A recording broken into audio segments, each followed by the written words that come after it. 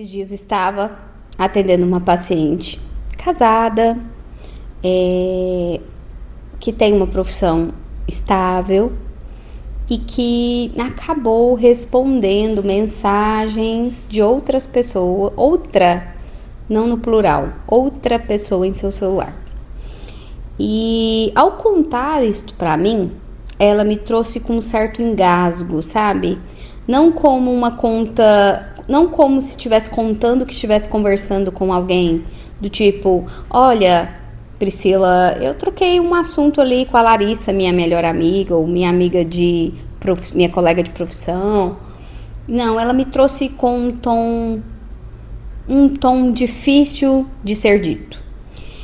E aí, a primeira pontuação que eu fiz em relação a este aspecto foi: está difícil contar para mim que você trocou mensagem com outro homem? E ela balançou a cabeça. E aí entra o ponto que eu quero trazer aqui para vocês. Muitas vezes, a traição, a conversa encostada, ela não é algo tão simples como a gente está imaginando. Porque neste caso em específico, a pessoa trocava as mensagens normalmente, em tom de brincadeira, falavam de assuntos cotidianos ali, mas ao contar para uma outra pessoa, ela percebeu o peso daquilo. E aí, a traição, ela tem esse teor de realmente um peso quando a pessoa tem algo dentro dela ligado à sua moralidade. E essa foi a segunda pergunta que eu fiz a essa paciente. Moralmente falando, essa atitude sua é o quê? E aí ela conseguiu me falar que ela estava errada. E de fato, ela estava trazendo a situação para mim no sentido de constatar o quão errada ela estava. No frigir dos ovos, o marido, que nunca pegava o celular dela, pegou para fazer uma transação bancária e a mensagem desta pessoa caiu na hora. Foi uma tragédia. Foi muito difícil dela explicar, uma vez que só havia conversas. Não havia nenhum tipo de contato. E foi só diante dessa situação tão dramática que ela pôde perceber que aquilo não passava de uma distração. A relação dos dois já havia ali completado uma quantidade de tempo, ali por volta de 10 anos de casamento, a relação muito desgastada por rotinas pesadas de trabalho de ambos.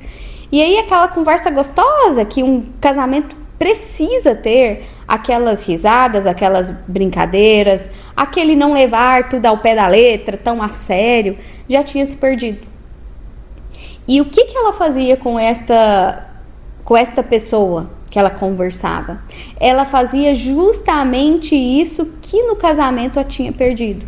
Eram as conversas engraçadas, era falar de time de futebol, era falar de aleatoriedades de que via no Instagram, rios trocados.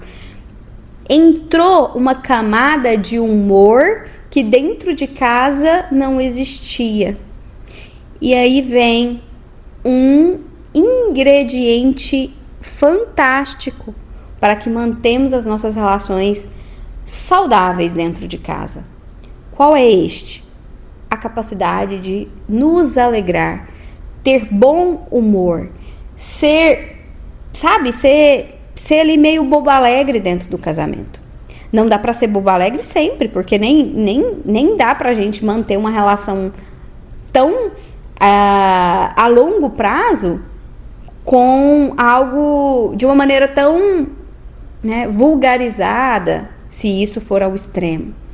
Mas o bom humor, ele é fundamental para que mantemos a relação a dois saudável, estável e longe desses deslizes.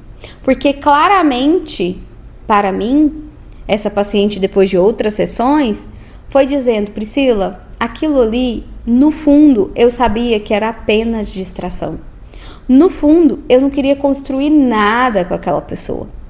Eu só estava pedindo socorro para um casamento que estava de mal a pior. Então, lembre-se disso, por meio deste exemplo que eu estou trazendo aqui para você. O bom humor, ele é um ingrediente que salva as relações quando estão desgastadas. E eu sempre falo isso em consultório. O bom humor começa de qual lado? Começa do nosso lado. Começa do lado que tá querendo dar certo. Ah, mas ele que tinha que fazer algo pra mim. Era ele que tinha que estar fazendo isso. Como pode? Se a gente terceirizar as nossas condições de querer do outro, estamos fadados a fracassar. Se queremos algo do outro, que comecemos em nós as mudanças para assim o outro ter chance de mudar também. Beijo grande e até mais.